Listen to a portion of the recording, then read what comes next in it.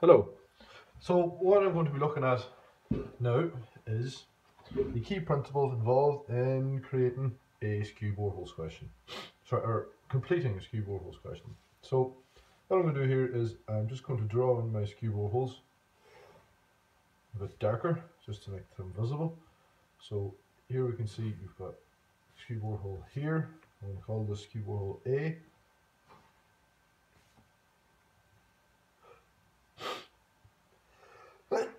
Oh, sorry. Pardon me. And I've got my second Skew borehole here. I'm going to call this Skew borehole B. And that's my second Skew borehole there, like that. Okay. So first things first, I need some more information before I can complete this question. So I need to know where the top and the bottom of my stratum is in relation to these two Skew boreholes. So what I'm going to do is I'm just going to create that. So it's one point on the top of my stratum. So that's another point.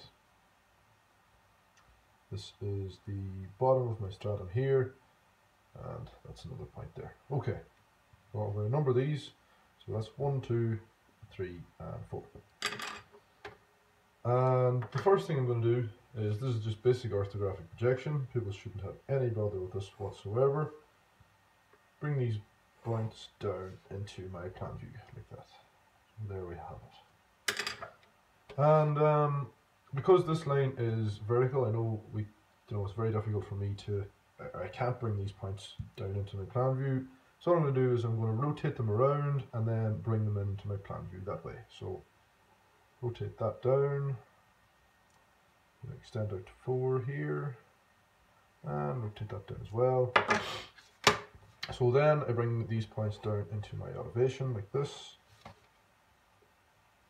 Bring that across, and then I'm going to rotate these points back around like this. So there we have point 3, and we'll take point 4 over now.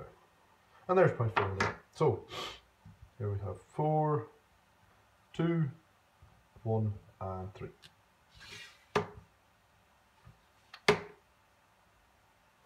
So there's our two lines at the top of our stratum. So looking at this is where we begin to see skew lines. So this could kind of create a bit of confusion with pupils because they see two skew boreholes and they think, oh well, that's my skew lines. But the skew lines that we're really looking at here is our skew lines that are relating to the top and the bottom of our stratum. So once we've that done, we delve into the principles of skew lines. So I'm just going to start this now.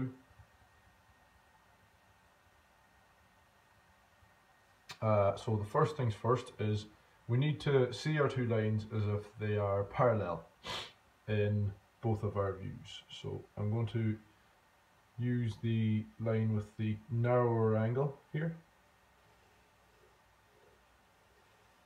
So that's that. So I've drawn that parallel to here, and then I'm just going to go rotate 4 around like this here until it's looking parallel. So we've got our two lines as if they're parallel like that there.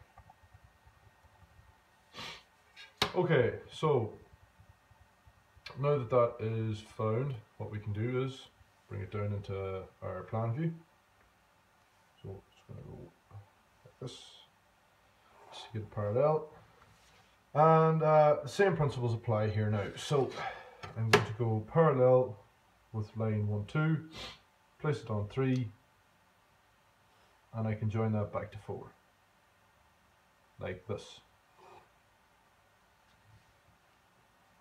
So what we've done there now is we've created our two lines as if they're parallel in our two views. So we've got that line is parallel to that line, and we have this line is parallel to this line. So the key thing here is we always go from the same point.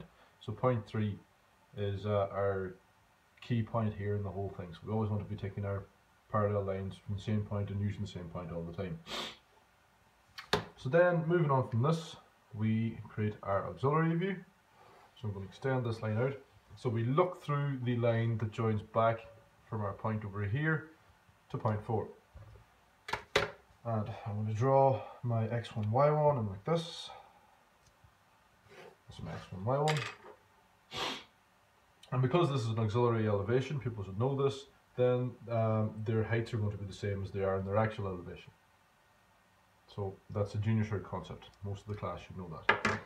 So what I'm going to do now is I'm just going to add in the rest of my lines. So there we go, that's 1 point, that's the second point, so I have point 4 already. I'm just going to put in point 3 now.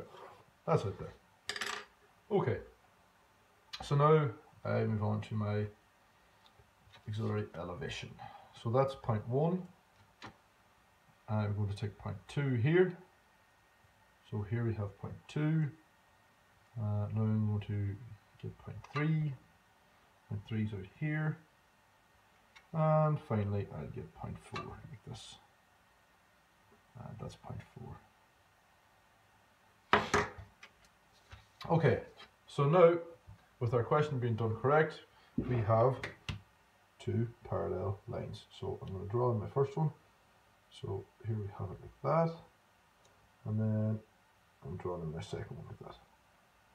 Right, so you can see these lines are kind of a bit kind of spaced apart and they're hard to see, so I'm just going to draw them in a bit heavier where the actual line is.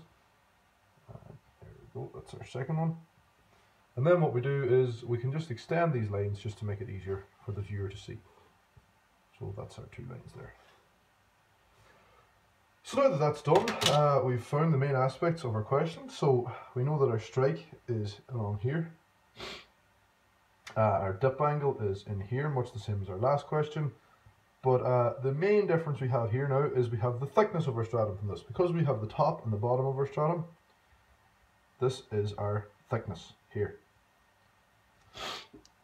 And that's the question. So you can see the key principles involved here were obviously orthographic projection. I needed to know how to be able to manipulate a straight line within our 2 views. So we know this line appears to be a straight line to, sorry, well I know that's a straight line, but they appear to be kind of a level line. And I need to be able to know how to find my points down in our plan view from having points in an elevation, because I can't bring them straight down.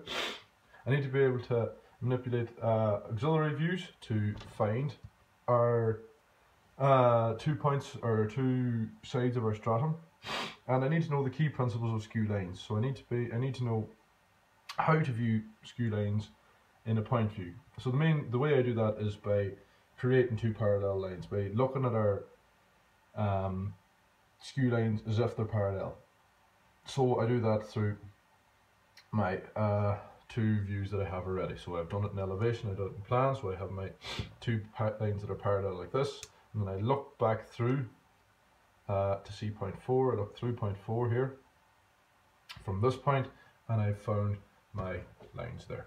I've found the top and bottom of my strike. So that's the key principles involved in this question. This is kind of a bit trickier because I think pupils might get mixed up with the skew boreholes and think that we have to manipulate the skew boreholes rather than the top and bottom of the stratum. Pupils would need to have a good grasp of skew lines before we start adding things on top of it. So before we start talking about dip angles and thickness and stuff, I know pupils will have grasped the aspects of this in relation to an ordinary stratum with outcrop points before they begin this topic, but I feel that pupils will need to have a good understanding of the principles of skew lines before they can start looking at the aspects that involve, you know, tacking on dip angles and stuff like this here, because it may start to get confusing. But once the class is operating at that high level, once they have a good grasp, so maybe a refresher activity is going to be needed, or a few on skew lines before we start this. Once I feel the class is operating at that high level, I think there should not be too many problems here because of the principles involved and how they would have studied them previously.